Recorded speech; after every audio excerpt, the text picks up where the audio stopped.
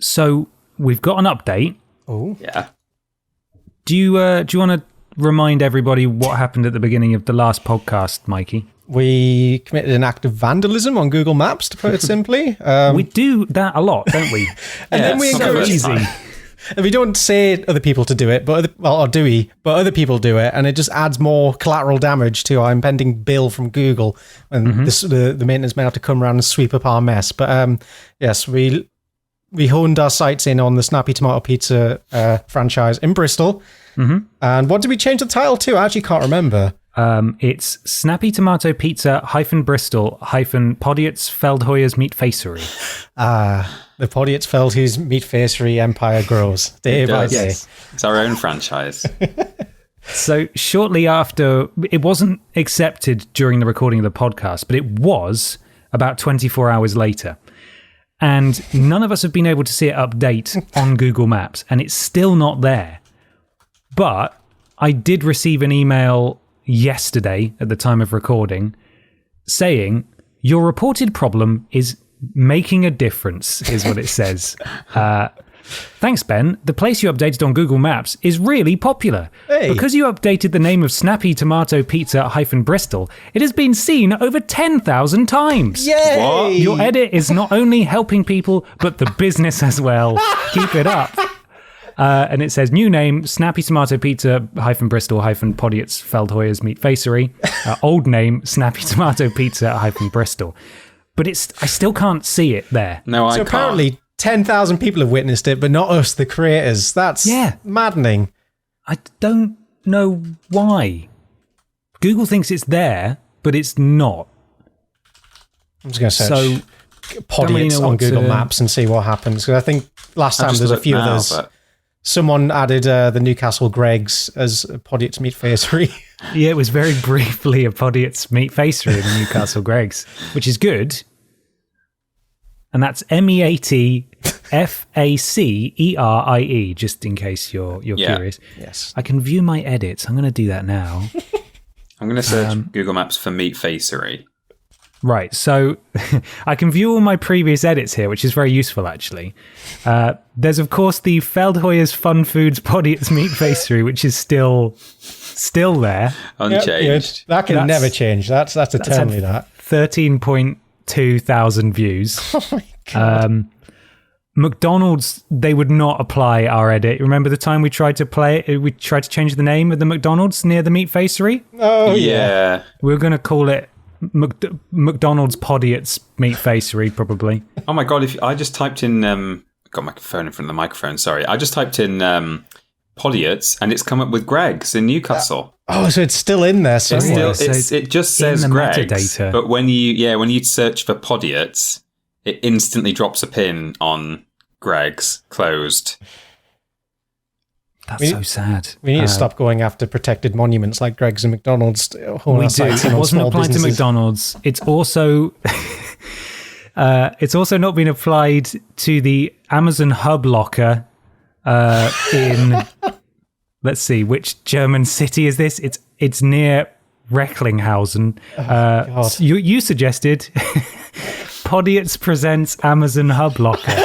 Apparently they didn't like that one. That's a so shame. that's not been approved. I like Podiots Presents as a prefix to things now. It's good, isn't it? It's Yeah. a good start. I think that was us saying, if we do that, does that mean we own Amazon? I think that's why we attempted that one. It's so brazen as well. That's like a serial killer returning to the scene of the crime. Yeah. And getting more Standing and in more the background comfortable. of the BBC News coverage, sort of in the crowd. Yeah. And at the top of my list of edits, it says Snappy Tomato Pizza Bristol pending name and opening date, which I changed to something stupid, I think. Yeah. So there's Google still a is still chance. verifying my edit. So yeah, it's not actually gone through, but it thinks it's gone through, Weird. We're in a naming limbo. which is weird. Our photo's still there, though, of us holding hands. And Dave. So the good Yeah, stuff's still there. Thank you, Connor, for adding the photo of Dave in the ball pit. I'm also thrilled to announce that more. It says in the same email, more records this week. It's officially reached 1,000 views now, which is a picture of Dave in the ball pit that was added to the Angel of the North. But it's wonderful because it looks like from the context of the photo with the caption that Dave Benson Phillips is the Angel of the North. He is though. So I don't know where he's from. But... hopefully the North. I'm going to add it to this screenshot. To the thread now. My photo of Dave Benson Phillips attached to Mount Rushmore has been viewed 14 times, which makes me very happy. Wow, all 14. Good. Yeah. There's got to be so many photos added, haven't there? Yeah, well, at the time, I couldn't find it. I added it, and you guys, I think, found yours. And I was just scrolling through photos, and it said it had been added. I was like, I don't know where it is. I can't find Dave anymore. Just pictures of Mount Rushmore. But it has been viewed 14 times. That's incredible. I think we've done really well. I also just want a photo of Podiots presents Amazon Hub Locker. Google couldn't verify you, just because I can't remember doing that one. No. I vaguely remember that one. But it's a good one. We should try that again. Does one of you want to try it now? Not on an Amazon locker, but maybe on some poor corner shop that doesn't deserve the hatred. Yeah. Let me find something in Newcastle, I think. Well, while you're doing that, Michael, I can tell you what Podiots is actually presenting at present. Yes. Podiots presents a brand new T-shirt. Some of you will have heard about it and seen it on social media. It is Beans time, everyone. We promised it for a long time, and the Beans time has now come. So you can go to store.yogscast.com. For a while, it was on the front page on the new editions tab. I don't know how often they have new editions, so it may no longer be on the front page if we've been replaced by other further editions. But you'll find us. Search for Vidiots, search for Beans. It'll be there. And consider perhaps buying one if you'd like to support the podcast. Yeah, it's quite a number of you have already, and some of you even have got them in your hands and are wearing them and looking very dapper. Yeah. We've seen photos of you and everything. Peter's actually getting married in the shirt. Yes. We've tried to talk him out of, but he insisted that it is, in fact, Beans time. Yeah. So that's it. There's no talking him down. When you both get married, the priest man just says, "What time is it?" Is Beans time? Say, it is Beans time. It is. Till death do us part. Peter Austin. Is it Bean time? It is. It is. Does anybody in this room know any knowledge of why it should not be Beans time? Please speak now or forever hold your silence. Hold your beans. Hold your beans. Oh, God. I'm going to be honest. Also with you, it is. I've had my my mouse cursor hovering over a certain building in Newcastle for a while. I don't know whether or not to do it. Oh, God. Should I rename Cultaholic Ventures Limited to Podiots Prison? No. Adam Pacitti barely tolerates our existence. Okay. You mustn't. However, a business next door. I'm going to go for the university residence instead. One of the student accommodations. I think that's a safe bet. There's definitely got to be, near where the Cultaholic Triple Jump Towers are, there's got to be some legacy businesses that are still registered on Google Maps that have since moved out, because we've moved into 3 of their offices. Yeah. So surely there's some stuff that isn't going to be noticed. This is really scary. I'm going to try and find something that's just gotten. I don't know. I'm worried someone's going to come for me.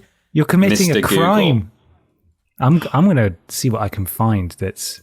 Yeah, so there's the Students' Union. I see that. Oh, see, there's none. There's none in our block. Those are probably still active businesses there. Yeah. Can we change the name of the viaduct to Podiots Presents Who's Burned Viaduct? Podiots Presents. The Tyne Bridge. Oh, God. Podiots Presents. I'm going to try and claim the Tyne Bridge. I wonder if I can claim a geographical feature such as the River Tyne. Podiots Presents the River Tyne. Yeah. Can we change the name of Newcastle on Google Maps? Can we change the planet to Podiots? Oh my God, it's actually letting me suggest a new name for the Tyne Bridge. Should I just misspell it? The Tyne Bridge. The TIME bridge. See if anyone notices. Okay, God. this feels wrong. Podiots Presents Tyne Bridge, Tyne Bridge. This is why people rob banks, right? For the adrenaline rush, and we're getting that this right gives here. me so much pleasure. It's one of the best cold opens we've ever done. We've been doing it for 10 minutes. this is just the podcast now, isn't it? Yeah. Podiots is that's that podcast where those three white boys rename things on Google Maps and giggle about it, isn't it? Yeah, and like 9 out of 10 of them don't get approved, but they still find it funny. Okay, submit. Thank you for improving Google Maps. Okay, well, it's been submitted. It's absolutely not being accepted. But well, algorithmically, you've probably got a pretty high score now because as soon as you change snappies, they gained way more traffic. So they might just believe it's like the self-assessment system on YouTube ads when you say there are no boobs in this video, and they say yes, you were correct last time you said there were no boobs in this video. You gain a little score, a reliability score. This guy's trustworthy. There we are. I've tweeted it now. Suggest an edit. Podiots presents. Suggest an idiot. Podiots presents. Tyne Bridge. Absurd. Oh, God. Right. Should we move on to the podcast now? Yeah, We've done we our should vandalism. Probably should do that. We should probably do that. It's been approved. What? Published. It says at least. No. I think when something's that not. small, it just auto does it. It doesn't Hang on. wait for Where's the Oosburn Viaduct? Near our. It says it. Oh my God. I just Googled Oosburn Viaduct and it says Podiots presents. Oosburn Viaduct. Oh, it doesn't say it on Google Maps for me. Oh, it does on the shame. Google Maps app for me. I've got it on my phone. I don't know if you're on your browser or... Oh, maybe I'm on my that'll do browser. I'm on my browser. Do you want me to screenshot it? Oh, no, I see it. Oh. This is someone needs to stop us. Why This is it so not okay. easy? He can't keep getting away with this. Podiots presents Oosburn Viaduct. That's ridiculous. I'm a big fan I'll of add that to the thread. That is. I can't believe that. That's given me such a high. Genuinely, I enjoy this so much, It's and I look so forward to good. this being a recurring feature as we slowly perhaps take over small towns in different countries in the future. Yeah. Just slowly claim businesses. Anyway, truly, we need to start the show now. Yes, we do. Yes. We do. Yeah.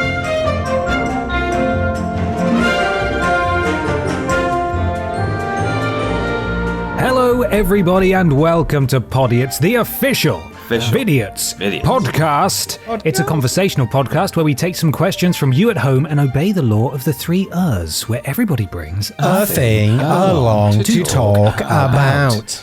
Podiots presents Ben. Podiots presents Peter.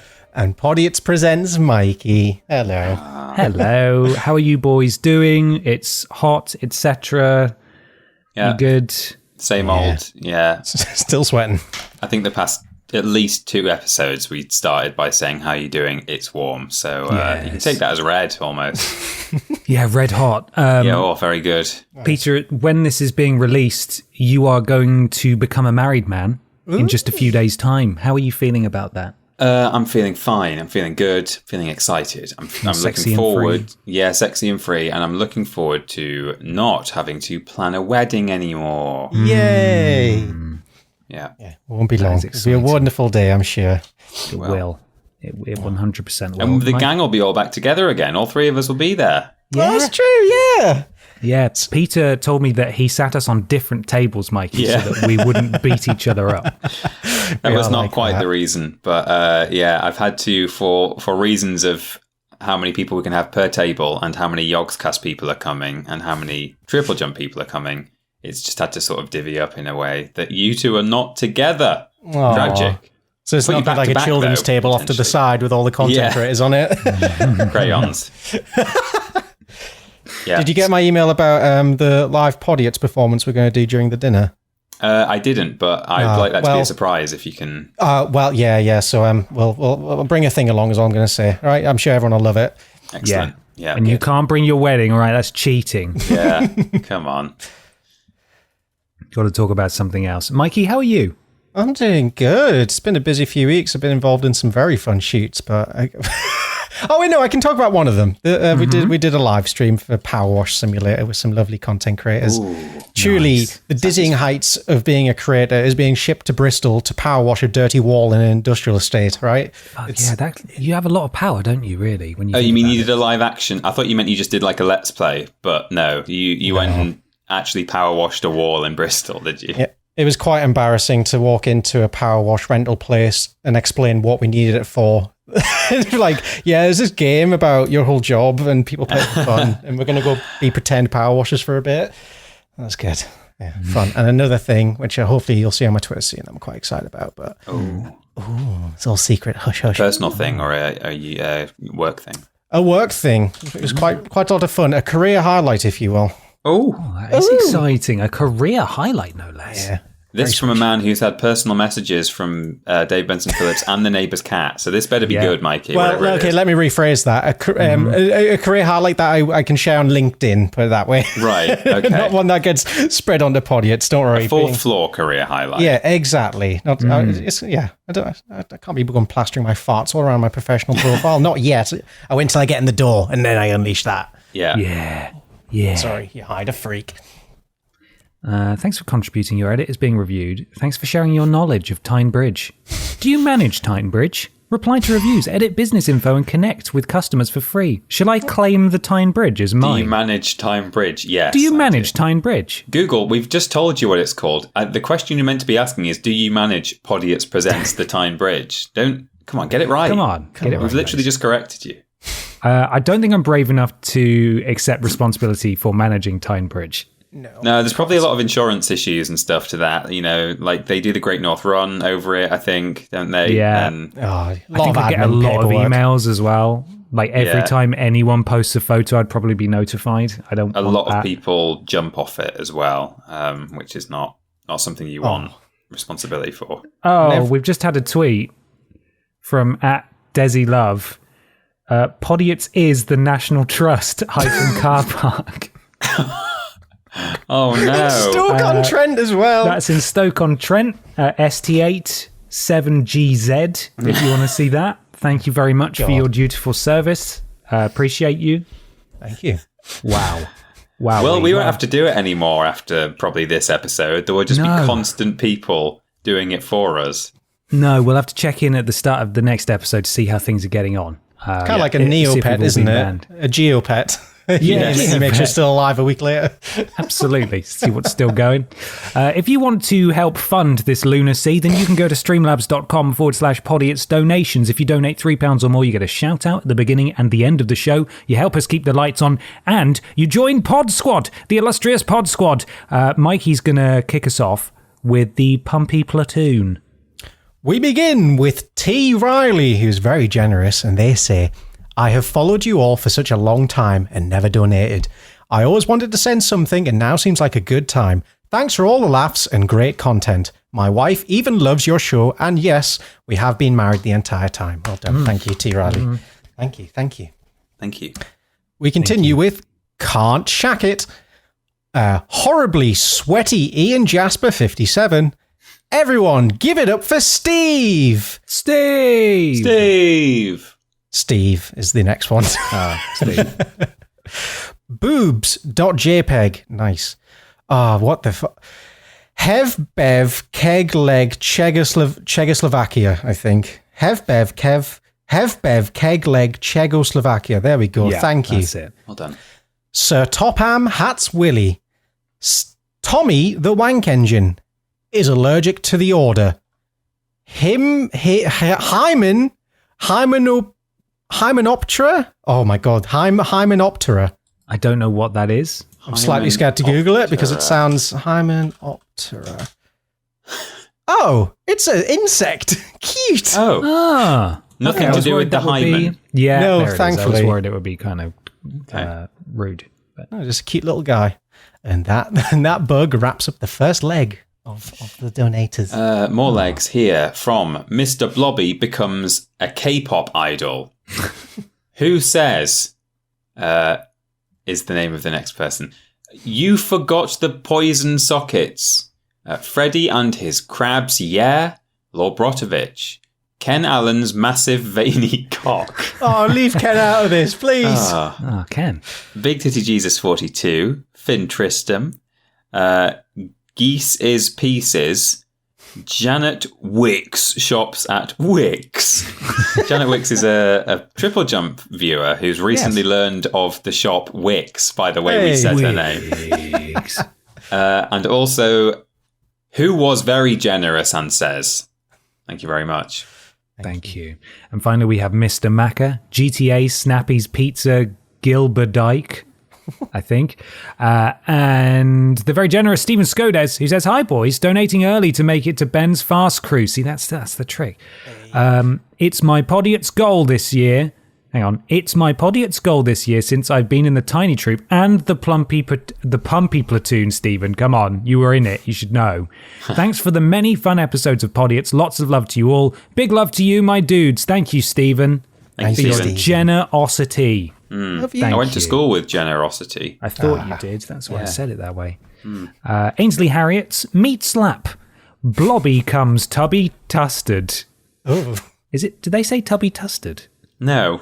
Definitely not. Cool. The very generous Goose Donk, who says, hi, boys. My partner, Max, I hope you're married, has been having a bit of a rough one recently, so I was wondering if you could send him a big jolly hello. We always listen to the pod when we cook and spend most of our evenings rewatching worse games. Love you long time. Aww. Hi, Max. Hello, Hi, Max. How you doing? What you cooking? What's cooking good looking? What's cooking, man? Is it good? You going to send us some in a little Tupperware that goes out of date? Which episode of Worst Games are you watching tonight, man? Friend. Dude, have you got your Vidiots meal at the hand and ready? Wearing your beans time shirt? Is it beans time, Max? Oh, I bet it is. He loves his beans, does our Max? It is beans time. Thank you, Goose Donk, and hello, Max. Hello. We also have Sex Slave Benson Phillips. Okay. Fucking beans time, boy. Yeah. And finally, Just Keep Swimming Ash. Thank you so much, all of you, for joining Pod Squad. Remember, streamlabs.com/podiots donations, £3 or more to get a shout out at the beginning and the end of the show. Mikey, your question boy this week. I am indeed. Would you boys like a question? Yes. This one comes from Mole Gilla at It's Gavin Gaming on Twitter, and they say, pick one and the other two completely stop existing. The three options are fork, knife, or spoon. Oh. I misread this. I thought you only had to get rid of one, but now this is a much scarier predicament now they're only being reduced down to one utensil. Jesus. I'm personally, in my day-to-day life, I'm always using a spoon. That's my useful shoveling implement. Exactly, and it may be blunt, but you can use it to like kind of forcibly chop something in half. You can stab things with it. It does everything all the other ones do, just not quite as well, but it still does them. So I never use a spoon really day to day, apart from to like stir tea or take a tea bag out. But I could easily do that with a fork. But there are some things that you can't do with a fork. Some spoon-related tasks that a fork will not do, such as soup, which I don't eat, but whatever. Yeah, yogurt. I mean, you get a little bit on the prongs each time, but it would take you forever. So you can't. I think the biggest incorrect answer to this is a fork. You can't. Really? Yeah, I don't think you can just keep fork and get rid of knife and spoon. Oh, I see what you mean. Biggest incorrect. Yeah. The most incorrect answer is rubbish. You don't want to keep a knife. Well, I mean, a knife. What, as the solo implement? Surely not. Not as a solo implement. I guess not. But you could. No, I guess not. But a knife is very useful if you're going into things like bread knives and stuff. Maybe we're just talking dinner table cutlery. No, there's not an ideal situation here. No, there's not. To rip bread with your hands or get pre-sliced. Yeah. I mean, I feel like give it 100 years, whatever we end up with, we will have evolved to use it perfectly. So I think it's going to be a tough few teething years when we transition to our single utensil, but maybe food will adapt.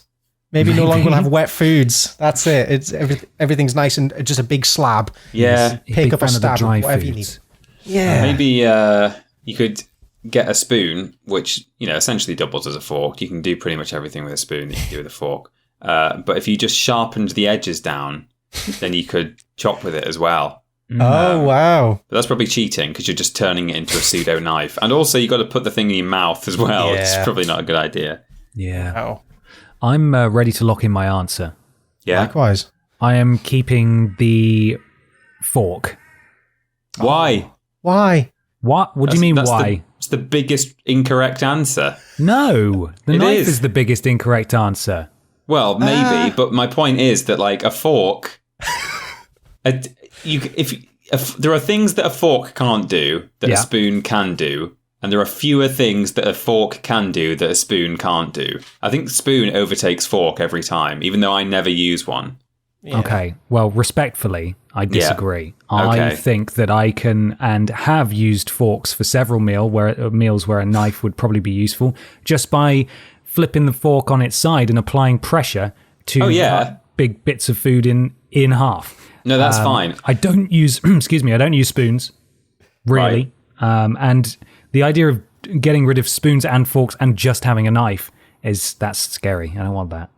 Yeah, you definitely don't just keep the knife, and you can definitely chop stuff with the side of a fork or spoon. So I think it comes down to keeping a fork or a spoon, and I think you can't eat liquid with a fork, whereas you can eat solid with a spoon. So but then you could just drink liquids. You just change the way you eat and you True, you could just sip from the bowl. Yeah.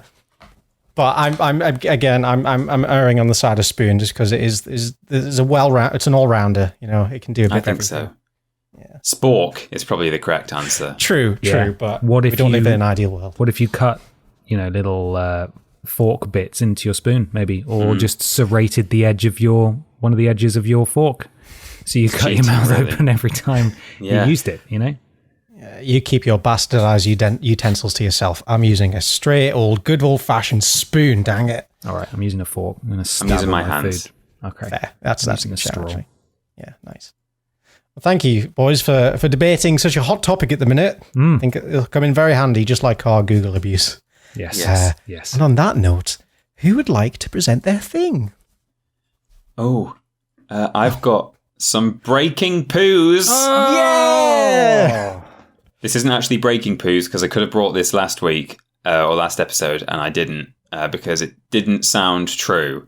But I'd only seen it on like Unilad or something, and I've since seen it in various places. Admittedly, the source that I've got today of all the sources is probably not the most reliable, but I have seen it in multiple places. So I think this is seemingly a true story, or it's as true as it can be. So this is according to The Sun, I'm afraid. Or The Scum, if you want to call it that. Mm-hmm. It's written by Thomas Blow and was published on the 26th of June, 2022. Okay, here's the headline. Rock and Lou Roll is the little sub joke. I get it. I don't. Can you explain it? No. Okay. Here's the headline. WWE stars put poo in the Rock Dwayne Johnson's, they've said. WWE stars put poo in The Rock Dwayne Johnson's lunchbox and warned him not to leave food in locker room. What? I assume this is a very old story. Oh, yeah. I mean, it's got to be. I think it's only just come to light. Sounds about right for wrestlers. The best part about that is calling him The Rock Dwayne Johnson. Dwayne Johnson, yeah. Well known. So, Dwayne The Rock Johnson was the victim of a disgusting prank in his wrestling heyday, according to now AEW favourite Mark Henry. The star's lunchbox was allegedly smeared with poo, it says in bold and capitals. Poo by his rivals in an attempt to break the rising star's confidence. There's then some stock images of The Rock. It's a biohazard, not just a shock to the confidence. Yeah. Speaking on the Busted Open radio, the world's strongest man, Henry, said, "Me and The Rock, we always had our locker right next to each other. I came in and saw people laughing and giggling and running away from where our lockers were. I saw his box was open. I grabbed the box and was going to close it, and I looked in it, and there was shit in it. Somebody's shit in his food box. So, of course, I had to dispose of this and tell him, hey man, don't leave your food in here. They were envious of us new guys coming in. Johnson, who was part of the Nation of Domination faction alongside Henry, enjoyed a stellar WWE career after joining the wrestling company in 1996. The Rock, as he was known as, was one of the biggest stars in Vince McMahon's company until he left in 2004 to pursue a career in acting. I think it then just talks in absolute filler terms about The Rock. Dwayne Johnson. How much he's worth. Yeah, The Rock, Dwayne Johnson, who he's fought in the past. He's gone through an incredible body transformation since his wrestling career began 30 years ago when he was just a skinny teen. And that's actually the end of the article, but I couldn't not bring that story along to Podiots. Oh, no. It's a worldie of a story. Holy hell. Rock, Dwayne Johnson. Of all the people to put poo in their lunchbox, you would not do that to, well, I guess unless you're a pro wrestler, in which case you're probably a bit less frightened. But imagine one of us putting shit in The Rock's lunchbox. I never understood people who use poo as a prank. It's just absurd. Lot of that stuff in wrestling. There's lots of stories of this, people pooing in kit bags and stuff like that. Oh, really? Is it happening and it's a lot? not a prank. It's definitely hazing and bullying. But that's exactly it's the established guys just picking on the young guys to make them pay their dues or some bullshit like that. See, I know that happens a lot. That just generally that they do pick on each other and haze each other and make you earn your keep and earn your place. But I didn't know that poo was necessarily a common theme. Thankfully, not often. I don't think that happens anymore. But who knows? We might find out about that in 30 years' time. Who knows? Yeah. Oh my God. That is some painful breaking poos. God, I hope The Rock's doing okay. He's doing all right. The Rock Dwayne Johnson will probably be okay. What's the name of his energy drink again? Do you remember? Oh, it's got a Z in it, I think. Zoa energy drink. Oh my God. Yeah. Oh man. And one in a million cans includes a little plop just as payback. Bit of Dwayne's plop. God, Dwayne the Plop Johnson. Dwayne the Plop Johnson's shit has got to be radioactive at this point, right? What is in that guy's system? I bet day-to-day basis? Even his shit could beat the crap out of you. Yeah. Like, it's going to be absolutely ripped. It's got abs. Yeah. That shit's got abs. I don't think he even goes to the bathroom anymore. He's at the peak of his physical ability that his body uses every nutrient it can. Yeah, he just absorbs all of it and gets bigger.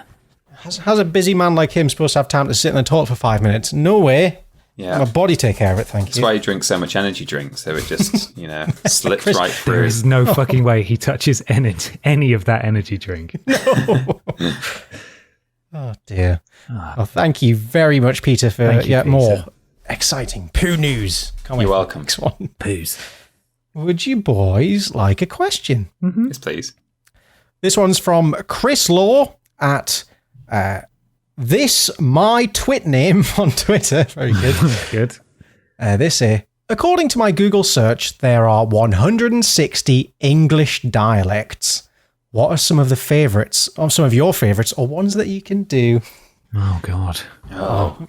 Without it, I mean, this is going to be a couple of minutes of terrible impressions, but I mean, it's. I mean, there's dialects, and then there's accents, and then there's dialects. Like dialects is like, weird words and stuff.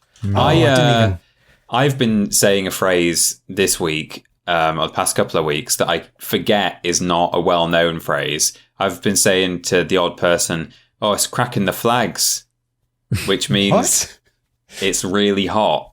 So, and it means not flags as in on a flagpole, but like flagstone floor from probably the Victorian times. Right. It's a northern phrase, and it means it's so hot that the flagstones cracking the flags on the floor of your kitchen or in your garden, I guess, probably not even interior, but like your garden flagstones are cracking open.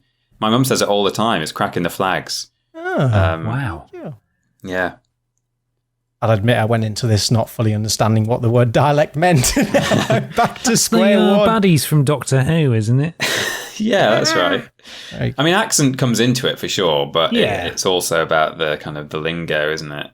I learned a word recently that apparently my girlfriend was absolutely horrified that I didn't know. Are you guys familiar with the word plodge? To plodge? Plodge? No? Wait, No. Does that involve water? Yes, it does, Michael. What does it mean, though? Can you tell me? Because I know what it means, but do you know? To, like, go in shallow water and run around in very shallow water have a and make paddle. your feet go plodge, plodge. Paddle is the word. Yeah, to have a paddle. Apparently, plodge. Plodge. She said, Yeah, I think let's I'm- go for a plodge. And I was like, what the fuck are you Excuse are you me? talking about? There's a perfectly good toilet there inside. Are people here. I'm not plodging in the sea, thank you. No, plodge is apparently a word that I should know, but I had never heard of before. I think my mum Well, that used must to be a say that when I was northeast kid. thing, right? Yeah, surely. Yeah. We're trying to go for a plodge in some monkey's blood. No, what? Yeah. So much strawberry sauce. Monkey's blood. Yeah, I forget that's the thing. Everyone has... Keith Allen. Keith, rip. Everyone has a dialect, I think, exclusive to their families as well. Just like a word.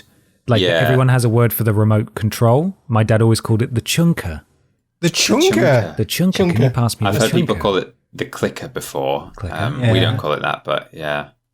I think my sister used to call it the doofer. Yeah, doofer's a good one. I've heard doofer before. I've heard really? doobry as well. Doobry's a good one. But I think doobry is also a word that just means like, thingy majig. When you don't know what it is. Yeah. What's or you it? can't think of the word. Like, pass me the whiz-was. the doobry. Yeah. Thingy. Yeah. English is a made-up language at this point. It is bullshit. Yeah. But the thing is, the intent is there, and as long as you understand the intent, you know exactly what they mean. If you know what the context is, then it's fine. In my family, we also call boiled eggs, like dippy eggs with toast soldiers and stuff, ergy eggs. Ergy eggs. Because What does the that yolk mean? is like, it's all ergy, isn't it? When you look at it, like look at that. Yes, That's yes. ergy, isn't it? Oh, delicious ergy eggs. We sometimes have. I mean, this one is kind of self-explanatory. It's not so esoteric. But if we eat a big meal at lunchtime, say we're like out on the weekend and we'll go to a pub and have big pub lunch. When you come home, you might have a lunch tea. A lunch tea. A lunch tea is It's a small tea. It's when you just have like in the evening you would have what you might have for lunch. So you might have a sandwich or you might have a bit of like toast, just like slice of toast. That's a lunch tea.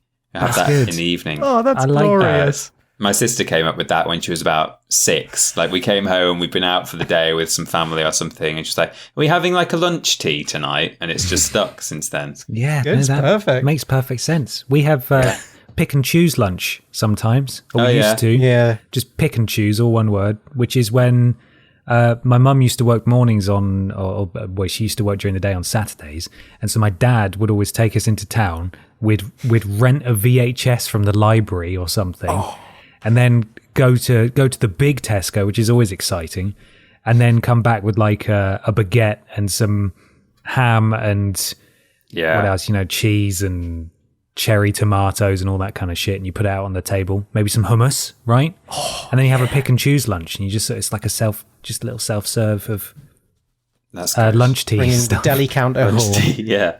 Yeah. What about When you, my mum Mikey? is serving multiple people Yeah. for like a big evening meal, like a big dinner, sometimes rather than do a plate full of like portioned out stuff for everyone, what she'll do is she'll like get a load of big like serving dishes of like various things. So there'll be like, little like slices of quiche and little like, here's some like cold ham. And so it's like pick and choose, but it's more dinner stuff. Yeah. Might all be warm. And that's a picky tea. Oh, a Picky picky tea. tea. That's good. So you That's can come and cute. just pick at it. Yeah. That makes total sense. It all makes contextual sense. But if you said, does. do you fancy a picky tea tonight? I'd be like, excuse me, what? Hello?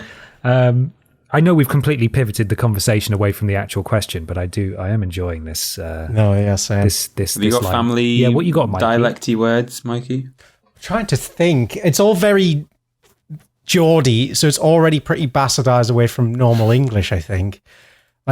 My dad used to ask, I think he used to say it in jest just to confuse me, but he used to pick up a pair of keys and go, "Whese keys is these keys like?" Which love that. I think that's like a Middlesbrough thing for whose keys are these? Whese keys is these keys like? Oh, it's very good. It's very sing-songy. Yeah, it's good. I like Brilliant. it. My dad grew up in Scotland, and a term that he used all the time that I have now picked up and forget is like a really Glaswegian word, is when you're serving out something that's not like particularly solid or particularly liquid. So if you've got like ice cream or like maybe lasagna or something, if someone offers it to him, like, "Oh, do you want some ice cream with yours?" He'll say, "Yeah, I might have a wee dod." A dod. A dod is like a kind of arbitrary measurement of a serving of sludge. Yeah, but it's on a spoon. Micro-serving. I think it's a dod. It's like that's good. It's kind of, I guess it's the noise it makes when it lands on your plate. Dod. I'll have a dod of that. That's good. We used to have different names for the two towns. We lived by Sunderland and South Shields, and my dad used to call them both. I can never figure out which one was which. Either I'm gan doon tune or I'm gan up street. And that would mean a certain one, but I never quite understood which one was which. Could mean anything. I'm gan doon street, son. When I was about 5, I used to go to 2 different, well, I guess I was maybe 3 or 4 actually, because I used to go to 2 different play groups. So like before I was at school, I would go to play group during the day. And they weren't all, the 2 of them weren't open 5 days a week. So you had to go to one or the other. And one was like up a hill and one was down in the village. And I used to say to my mum and ask her whether we were going to up the play group or down the play group. I don't know where the word "the" came into. If I just said up play group or down play, but it was no. Are we going to up the play group today? She'd say, no, we're going to down the play group. That's cute. I like Strange. that. I think we've given a whirlwind tour of little bits of dialect, but Yeah. I think that serviced the question. Hope you're happy with that, Chris Law. That was good. I like that. Yeah, good fun. Yeah, I should try and think of some more weird things my family say, because I'm sure there's a bounty of them. I would like to do my thing, if that's all right. Go on, then. For it. Yeah.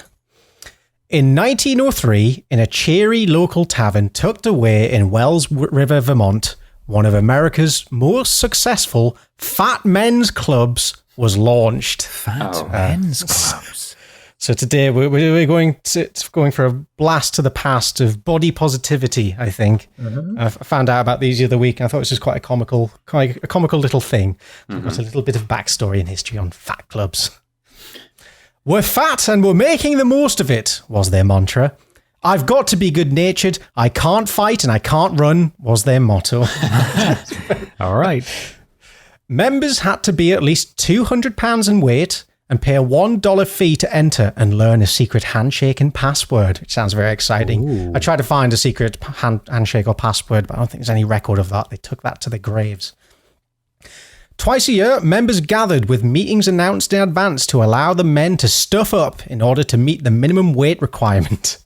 A 1904 Boston Globe article described their biannual meetings colourfully. They said, "This village is full of bulbous and overhanging abdomens and double chins tonight, for the New England Fat Men's Club is in session at Hale's Tavern." I feel like you're doing this like an old-timey radio accent. Yeah. Oh, God. No, I can't do it. I always do. I try an accent, I get one syllable out and it just falls apart. Oh, bud. Oh, God, guys, can I just interrupt for one moment? Richard Major has changed the Yogscast studios to Podiots Presents Yog Towers. No! Where? No! In Queen Square. Richard, it's on the thread. Oh, God. It's not changed for me yet, but that's. I don't doubt that that's happened. Hang on. Go to maps and then... Sorry. I was just checking the thread while you were... Yeah, the only thing that pops up is Podiots Greg's Meat, Clayton Street, which is the name that has clearly changed, but still shows up as Podiots. Okay, well, maybe it's... I mean, it's a screenshot, but maybe it won't stick, hopefully. God. I can never show my face in that office again. No. So what's it called? What's it called? Yeah, Podiots presents Yog Towers. So if I Google Yog Towers, is it going to... Yeah, it does say on Google results, to be fair. It probably doesn't say on Google Maps, but it definitely says here. Oh, Christ. What have you done? What have you done? No, it says it on Google Maps too. Okay. It says Yog Towers on the little red thing, but then when you click on it, it says Podiots presents Yog Towers. There's a nice photo of a rental van out the front of it. Cute. Nice. Should we upload a photo of Dave Benson Phillips in a bull pit? Absolutely not. I think we should. Okay, I'll do that. I'll do that now. Do carry on, Michael. Yeah, Mikey, tell us about Fat Clubs. I want to know all about this. The natives, who are mostly bony and angular, have stared with envy at the portly forms and rubicund faces which have arrived on every train. It's quite the sight to see trainloads of people coming in to visit the Fat Club. The Fat Men's Clubs of the late 19th and early 20th centuries were spectacular celebrations of the wealth and chubbiness of a bygone era. At once sociological curiosity and anthropological artifact, these clubs were a vestige of perhaps the last time society found corpulence to be worthy of celebration. Weigh-ins were a competitive event. A New York Times article from 1885 describes the crestfallen reaction of a member of a Connecticut Fat Men's Club upon stepping on the scale. And they said, "I must weigh over 300 pounds now," George Knapp boasted. Alas, he came in at a disappointing 243. And as the Times reported, his friends thought he shrank at least 20 pounds more from grief before the evening ended. Oh, no. Bless him, he tried so hard. That's really sad.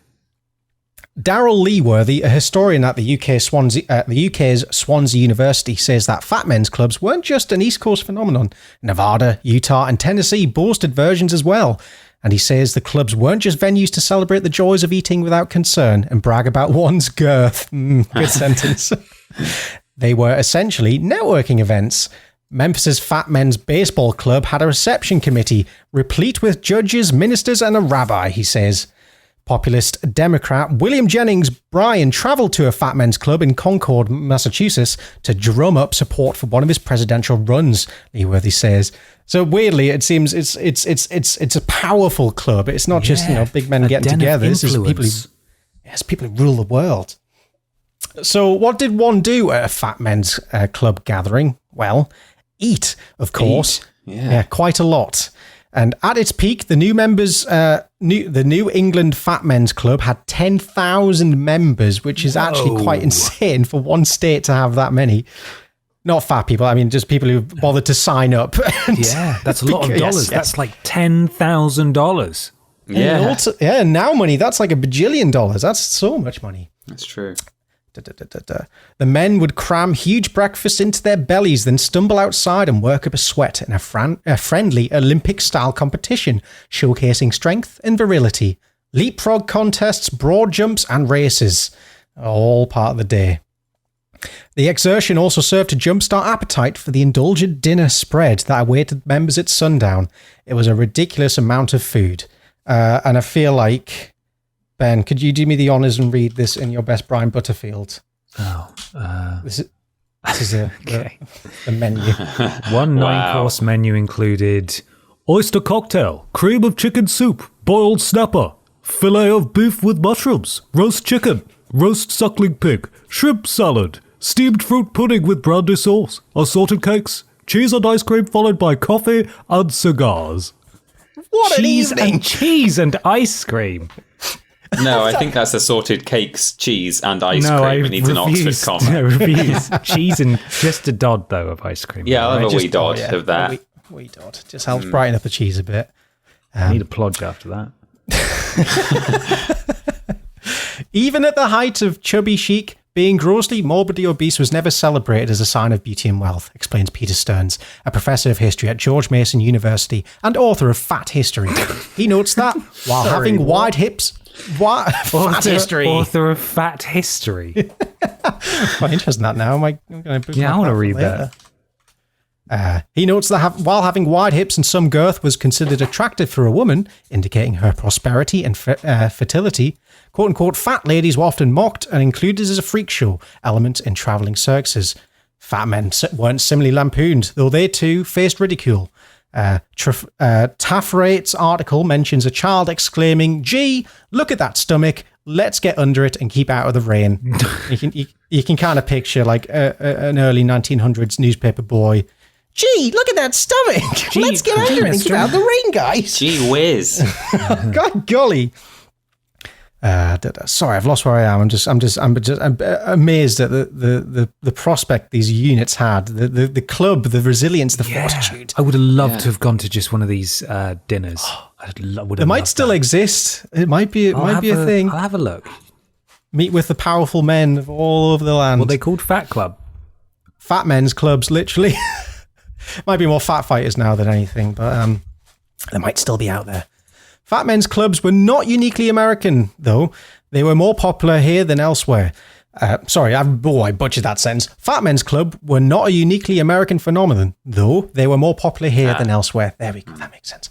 Lee-worthy adds, there was a French version, Les Cents Kilos. Les Cents Kilo, I guess is just how it's pronounced.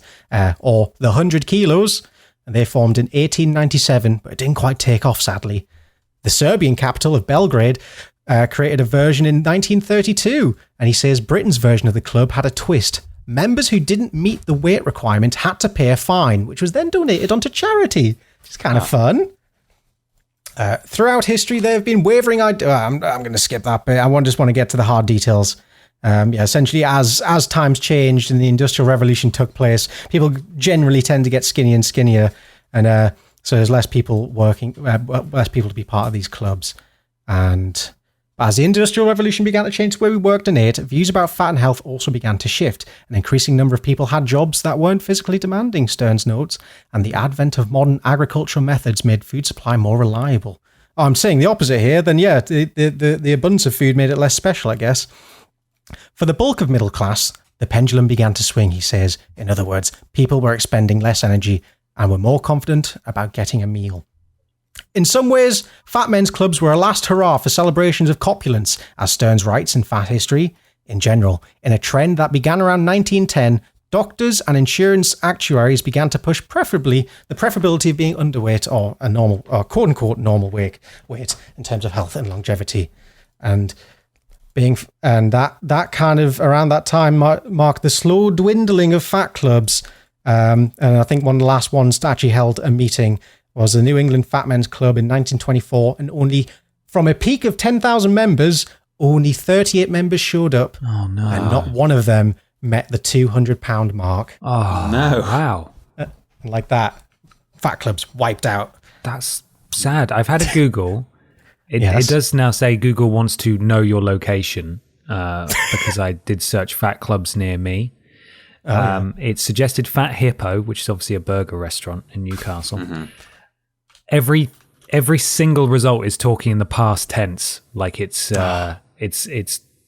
collating various fat clubs around the world. There was one in Paris called Les 100 Kilos de Paris, which I think means the 100 kilos of Paris. Yeah, that's the one. It's not suggested Greg's Podiots meet facery. It hasn't, but we could do it.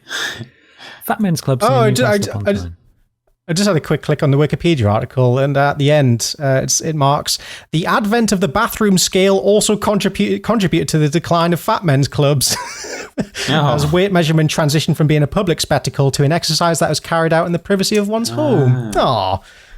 There's it was literally just more, in some cases, just to come here and get weighed, and that's it, and have a nice meal while you're at it. What about, this is probably the closest we have in Newcastle, Peter, Men's Pie Club. They're about local guys making pies. They bring local men together to make, cook, and eat pies in Newcastle upon Tyne. The clubs are free to attend. They're operated by Simon Miller, apparently. Yep. And they operate a drop-in policy, so feel free to go along whenever you like. The club meets in several different venues. The Podiots presents Oosburn Community Centre.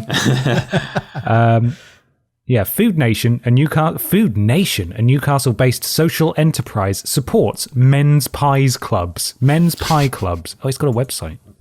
I'm having pie for my tea tonight, and I'm now really hungry and looking forward to when this podcast is done. Do you want to go to the pie club with me, Peter? Look at this man. Oh, there he is. Men's Pie Club. That's an excellent moustache as well. Yeah, it's like a strong pie brush on his mouth. Yeah. Helps keep all the. But it's positive. It is positive, and Simon Miller's going to be involved. Pie Club opens once a week for guys in various locations in the Northeast. It's all about tackling social isolation and improving mental health. It's for guys who live alone or feel alone or just need an excuse to get out more. There's no stress and no pressure, just a bit of cooking and pie. Hey, that sounds spectacular. Is a very honourable and delicious sounding club. That's nice, isn't it? It is. Yeah.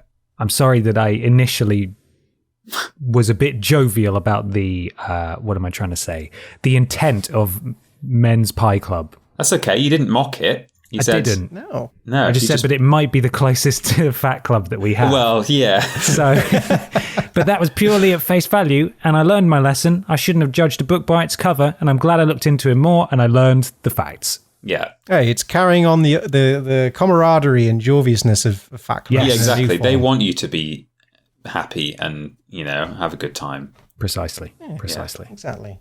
Wow, thank you for your thing, Mikey. That was really interesting. You're very welcome. Yeah. Would you boys like a question? Yeah. Yes, please. This one is from... Oh, how do I pronounce that? Christy?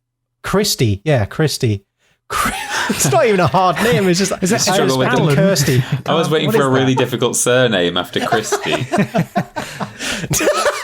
I've never heard that before. Anyway, sorry, Christy. Christy, oh God, Simonette. Oh, well, there you go. Simon, yeah, that's it. That's a bit harder. Simonette.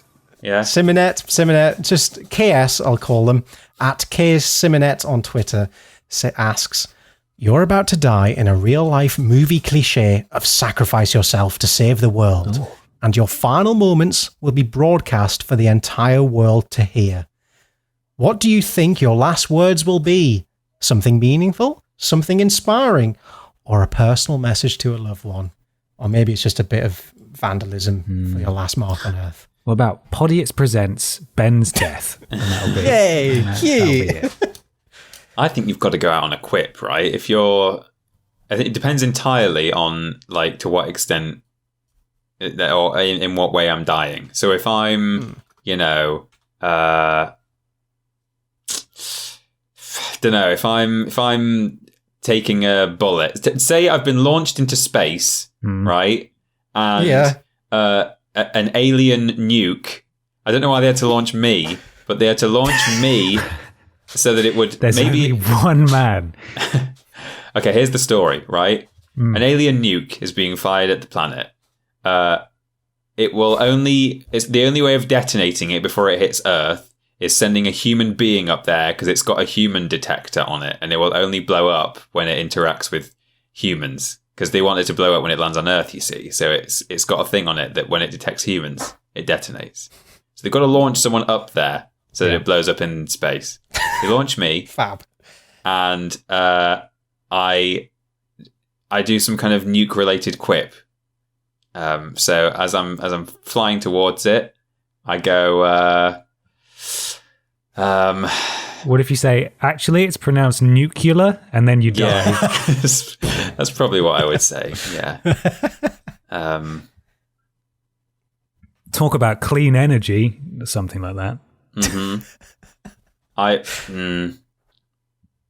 There's a quip not a quip, but there's a joke I say a lot of the time. I think I've even talked about this on Podiots. It's not remotely relevant to this situation, but I think I would just, as my last opportunity, I would just say it completely out of context. So what I do is when we walk into restaurants and it's really quiet, I always turn to Amy and go, I'm glad we booked a table.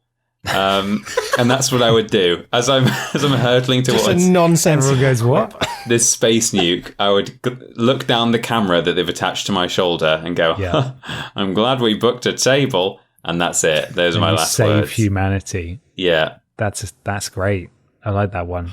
I would probably go similar, but it would just sort of be, I would affect a sort of stereotypical, mildly offensive Italian-American accent and just say, I guess you could say I'm about to sleep with the fishes, and then die, regardless of the context. In a non-water related It doesn't. The less close I am to water, or far, I suppose you could say, the better. Some kind of desert-related apocalypse is subverted. Yeah, but then it would almost be ironic, wouldn't it? Yeah, I suppose it would. I think I'd rather it just maybe in space as well. Yeah. Just, I guess you could say I'm about to sleep with the fishes. And I die and the world goes, what the fuck was he? What was that? That was weird, wasn't it? What was that about? I think I want to, in my act of heroism, I want to leave behind a mystery as I leave as well. Oh. So I think final thing I say, just out loud, scream to the world. It's hidden beneath Blobby World or Blobby Land. I want this to be like a national hunt, national treasure kind of hunt for whatever the hell is hidden beneath Mr. Blobby's house at Blobby Land. Yeah. In Crinkly Bottom, that's what it's called. Crinkly Bottom. And start of a worldwide manhunt and dig to find what it is. Fantastic. Maybe I'll actually put something down there before I kick the bucket to have a payoff. A very underwhelming one, like a little party, a Christmas cracker with a little crappy plastic ring in it. Or one of those birthday cards that has a recorded message in it, and when they open the card, it goes, "Well, I guess you could say I'm about to sleep with the fishes." Perfect. I think we did. Yeah. That's great. Smashed it. All right, well, give us our time to shine. We'll save the world and give you a hell of a quip at the end. Yeah, absolutely. If I'm going to die, then I'm going out in a weird way, I think. Yeah. I'm saving the world. Damn right. Yeah. Would you guys like to hear my thing? Yes, please. Yes, please. So I saw this tweet a little while ago. You probably saw it too. It's from a Twitter account called Weird Medieval Guys. Right. And the tweet is as follows. In the early 15th century, Edward, 2nd Duke of York, wrote a list of 1,126 names he considered to be suitable for dogs. Brilliant. Highlights from the list include Nosewise, Garlic with a K, Prettyman, which I assume is Prettyman, but with one T, Gaylard, Norman, and Filth with an E on the end. Oh. So that's what Edward thought was an appropriate name for the dogs. Now, I thought there would be some mileage perhaps in looking up more of these, trying to find out. I couldn't find it, but I did find an article on rkform.de about names that famous individuals in the Middle Ages or medieval times, names that were given to dogs and cats. So I've got some examples of famous dogs and cats, and it ends on a little poem about a cat that someone had. So here we go. We're talking about dogs now. People in the Middle Ages did keep pets: dogs, cats, birds, monkeys, and many other kinds of animals. Although they often had particular duties, i.e. hunting or catching rats, there are many accounts that showed affection and love between these pets and their owners. Scattered in various texts and remains from the Middle Ages, and the research by Kathleen Walker Makel, has uncovered several examples of medieval pet names. In England, we find dogs that were named Sturdy, Whitefoot, Hardy, Jack with 2 Ks and an E on the end, Beau, and Terry. Anne Boleyn, one of the wives of King Henry VIII, had a dog named Pourquoy, who got its name from the French pourquoi, because it was very inquisitive. Geoffrey Chaucer, not sure. Chaucer. Sorry? Chaucer. Chaucer. Okay, I was trying to be clever with it. Geoffrey Chaucer's The Nun's Priest Tale has a line where they name 3 dogs, Cole, Talbot, and Gerland. Meanwhile, in the early 15th century, Edward, Duke of York, wrote The Master of Game, which explains how dogs are to be used in hunting and taken care of. He also included a list of 1,100 names that he thought would be appropriate for hunting dogs. They include Troy, Nosewise, Amiable, Nameless, Clench, Brag, Ringwood, and Holdfast. I like Nosewise. I like Nameless. Well, Nameless is interesting. It's Nameless with one S, so it's technically Nameless. Right. Meanwhile, in Switzerland, a list of 80 dogs that took part in a shooting festival in the year 1504 has been preserved. They reveal the most popular name was First, which means prince. Other names included Venus, Fortuna, and Turg, with a G in between the R and the K. Some dogs got their names from the work being done by their owners. Hemmerly, little hammer, belonged to a locksmith, while Spichli, little spoke, belonged to a wagoner. The 14th century French knight Jehan de Sur had a hound named Parsival, while his wife had Diamant. Leon Battista Alberti, the Renaissance philosopher, said his dog was sired by Megastomo, Big Mouth. Ludovico also got a... Hang on, I've skipped ahead there. Ludovico III Gonzaga, ruler of the city of Mantua from 1444 to 1478, has at least two dogs, Rubino and Bellina. When Rubino died, Ludovico ordered that he be buried in a casket and that he would make sure that the animal would also get a tombstone. Isabella d'Este, a famous Italian lady and also a ruler of Mantua, was known to have many little dogs, two of which were named Aura and Mamia, maybe. And finally, there is also the story of Guinefor the Saint Dog. In the 13th century, Stephen de Bourbon explains that the peasants near the French city of Lyon were saying prayers at the grave of a dog named Guinefor and reporting that he was doing miracles, especially for infants. So there's some famous dog names from 500 or so years ago, and we've also got some cats now. So, in medieval England, domestic cats were known as Gib or Jib, the short form of Gilbert, it says, and that name was also popular for individual pet cats. So apparently cats were colloquially known as Gibbs. That's interesting. Gilberts, apparently. Because I remember reading once about someone who was tried as a witch, and she said that her familiar, who was took the form of a cat, even though it was, Satan taking the form of a cat. She said his name was Gib, and I never realised that that's like a common thing. I thought that was just specifically that cat. But hey, well, there we are. Gilbert. Meanwhile, in France, they were called Tibers or Tiber or Tiber with a T, S or T, was generic name to domestic cats in France. Tibert, I'm just going to say it that way, the cat was one of the characters in the Reynard the Fox animal fables. Yeah, you know those, he's Peter? the prince of cats, Tiber. Yeah, there's Tibert. There's like a cockerel. He's called Chanticleer or something. There's a wolf called Isengrim. I know, I've heard of Reynard. I've not read any of them, but yeah, it's like famous. I thought you might be aware. Famous kind of fables, I think, from popular in France. Okay.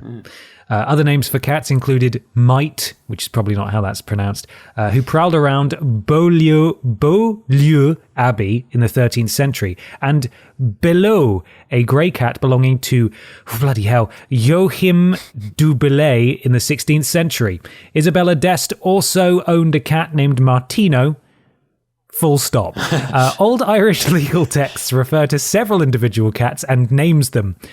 Meone, which means little meow. Cruibni, I'm so sorry to any Italian speakers listening, which means little paws. Brion, which means little flame, and it says perhaps an orange cat. And Glasnenta, nettle grey. And finally, an Irish poem from the 9th century describes how a monk owned a cat named Panga Ban, which I'm definitely mispronouncing, which meant fuller white. The poem begins, I and Panga Ban, my cat, 'tis a like task we are at. Hunting mice is his delight. Hunting words, I sit all night. Oh, very like good. it. Yeah. A 9th century poem about a pet cat. So people have had pet animals, obviously, for a very long time, but clearly they were just as attached to them then as we are now, and they gave them all sorts of fun little names. So Yeah, I didn't expect there to be so many smart little names, like the cat who was inquisitive. Yeah. Got like a pun on the French word for it. Anne It's like, Boleyn's wow, it's so good. Percoy the dog.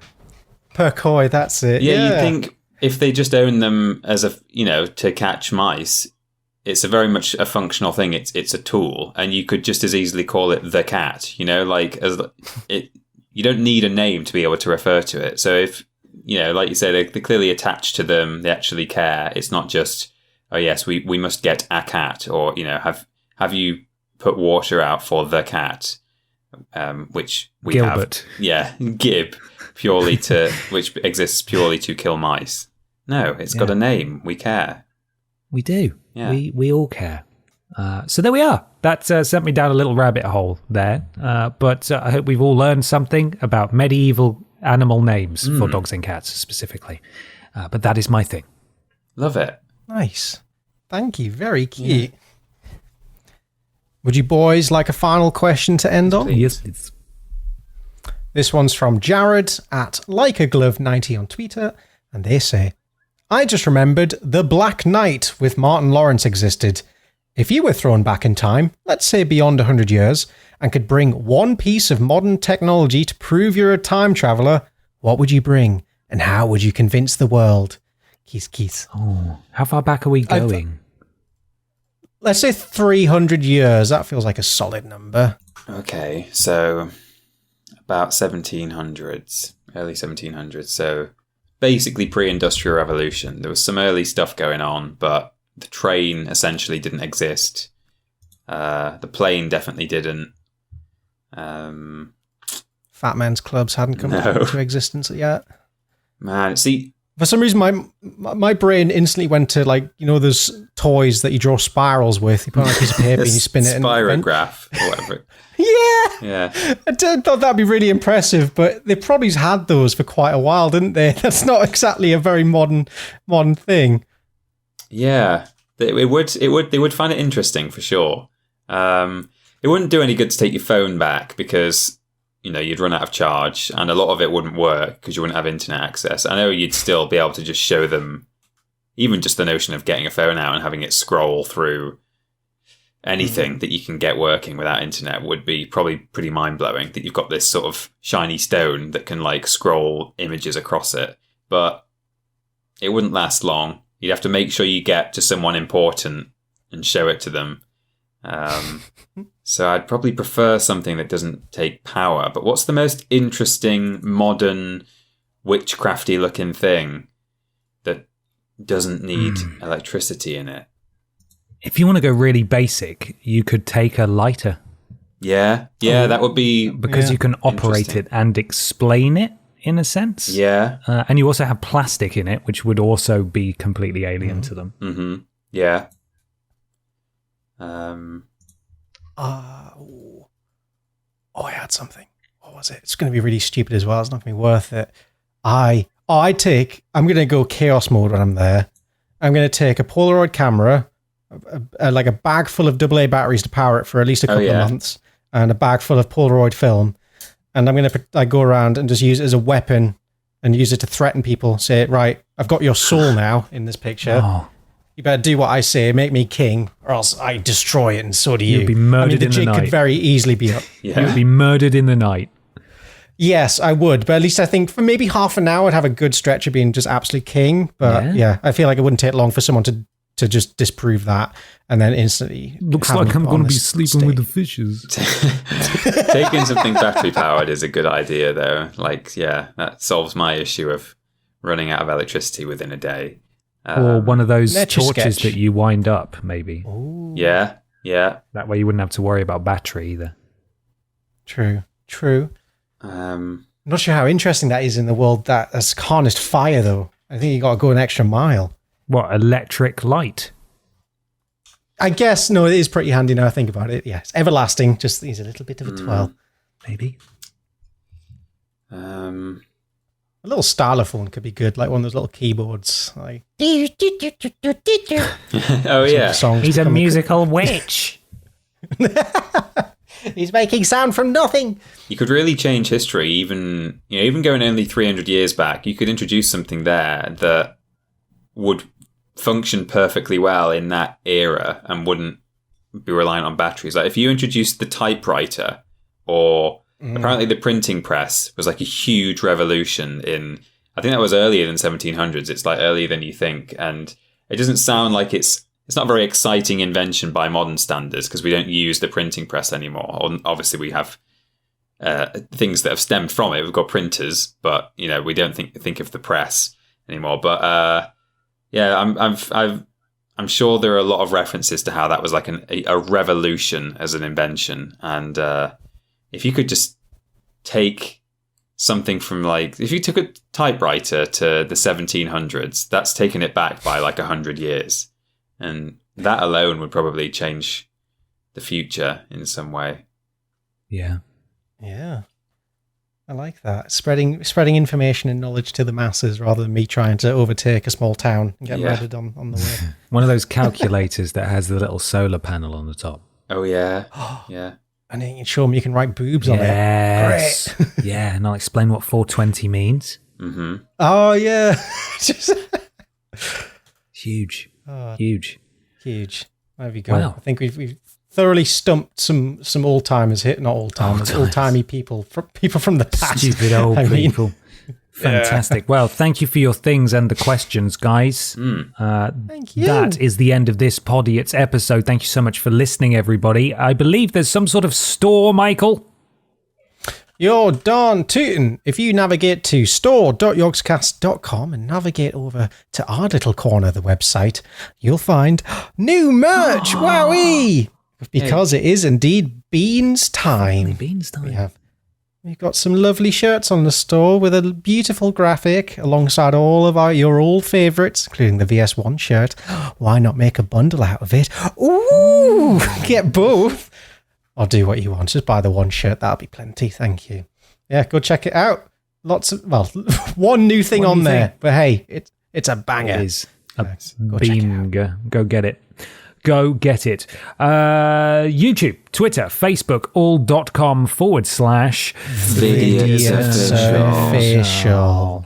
bit.ly/Vidiots official Discord. That's Camel Case, by the way, if you want to join our Discord and say hello to the 6 people who are on there currently.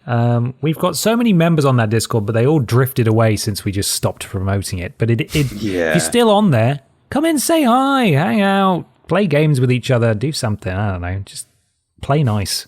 You don't see each other very often, okay? What camel case means.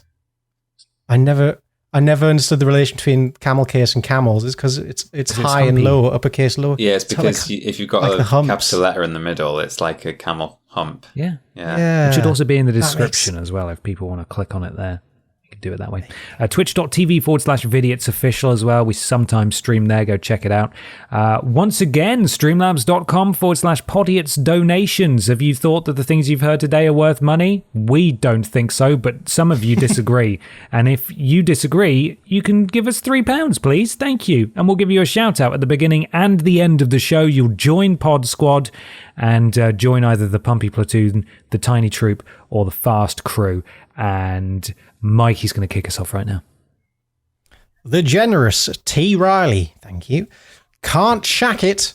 Horribly sweaty Ian Jasper 57. Everyone, give it up for Steve. Yay. Steve. Boobs.jpg. Hev Bev Keg Leg Czechoslovakia. Sir Topham Hats Willie. Tommy the Wank Engine is allergic to the order Hymenoptera. Thank you. Also, Mr. Blobby becomes a K-pop idol. Who says? You forgot the poison sockets. Freddy and his crabs, yeah. Lobrotovich. Ken Allen's massive veiny cock. Big Titty Jesus 42. Finn Tristram. Geese is pieces. Janet Wicks shops at Wicks. And who was very generous and says... Finally, we have Mr. Macca, GTA Snappy's Pizza Gilberdike, the very generous Stephen Skodes, Ainsley Harriot's Meat Slap, Blobby Comes Tubby Tustard, the extremely generous Goose Donk, Sex Slave Benson Phillips, Fucking Beans Time Boy, and Just Keep Swimming Ash. Thank you so much, everybody. That's your Pod Squad for this week. Streamlabs.com/Podiots donations. £3 or more to get a shout out at the beginning and the end of the show. Thank you so much. Hey, Peter, what's out on Vidiots this week? I'll tell you. We begin with Worst Games Ever, London Racer Police Madness. Ooh. Marrying Chickens, Vanilla Minecraft Episode 2. The World's Most Derangerous Hunter, Hunting Unlimited 2008. Remember that? Dude. Oh, God, yeah. That was a weird game. Podiots Episode 10, Boppis, featuring Cultaholic. Ben Goes to is that the origin of Boppis? Wait, that can't be. What? Is that the first time we That's we the talked first time about we might Boppis? have talked about it, yeah, because of that meme. June the 10th, 2018. Boppis. Wow. Buy online. Ben Goes to KFC, Vanilla Minecraft Episode 3, Post Some Tat 21, Stab Proof Mikey. That was when you got the Stab Proof vest, which apparently required an extra part. It needed a and plate we nearly in it, tried to didn't stab. Yeah, you put like a plate inside it. We were like, let's try it. God. Worst games ever, Smarties Meltdown. Oh no! My exosuit. We're getting a divorce, Minecraft, Vanilla Minecraft Episode 4. Wrestling with Friends, The Simpsons Wrestling featuring Cultaholic. Oh, we had a good time with them. Made multiple things. We did. Ben Makes a Sex Worker, Vanilla Minecraft Episode 5. WWE 2K18 One-Handed Challenge featuring Cultaholic. Post Some Tat number 22, Filling Our Nappies. And Becoming Wasteland Survivors, Fallout New Vegas, Part 1. So that's the Let's Play. That's the one with the most views, probably. Yeah. Yeah, it probably is. Excellent. In fact, I'll tell you. Yeah. It's got more views than the second Let's Play. I'll just go to the next page. Where's the live action challenge? Oh, no, live action challenge does have 3,000 more views. That's good. I wonder if that's changed in recent times because we played it a few times, haven't we, on streams where we're all together. And we sort of talk about it a lot as being a big one. Yeah. But yeah. That was certainly the trend with the other ones, for sure. Yeah. Excellent. Well, there's so much to watch. What a fantastic channel. I'm glad it's still going. It just sort of, the time resets every year, which is brilliant. Mikey, where are you on the internet? At Paraboy on Twitter is the best place to keep up with my shenanigans, and I stream maybe once a year on Twitch too. Same at Paraboy. So keep an eye on that. But best to go on Twitch for all my comings and goings. Yes. And Peter, where are you? We're on Twitter as well, at @ThatPeterAustin and at @confused_dude. But we are also on Twitch as a twosome/threesome with Ashton Matthews over at Triple Jump, at Team Triple Jump on Twitch, on YouTube, on Twitter and Facebook, even Patreon, TikTok, you name it. We're everywhere. Brilliant. Well, why not leave us a 5-star review on iTunes or your platform of choice? It helps Something to Do with Al Gore's rhythms. Thank you so much, everybody, for listening. Do we have a final question? I want to know what other people's household dialects are. Not your local geographical dialect, but what words do you use with your family? What do you mean? Where do they come from? Explain them to us. Where did they go? Where did they come from? Cotton Eye household dialects. Yes, thank you. Brilliant. Right, do you guys have anything else to say before we fuck off? No. No. All right. Bye, everyone. Bye then. Bye-bye.